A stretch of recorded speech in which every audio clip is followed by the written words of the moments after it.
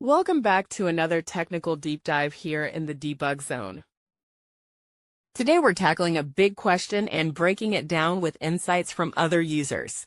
Hopefully this clears up some misconceptions and helps you get the answer you need.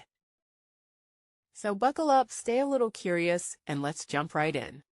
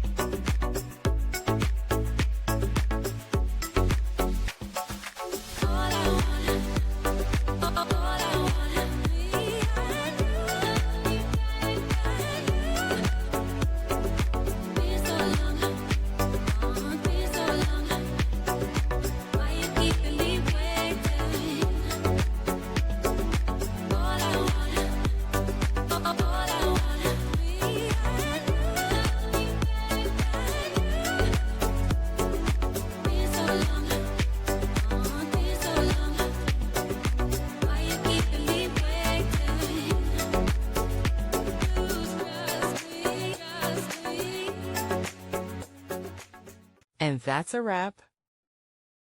I hope you found the answer you were looking for.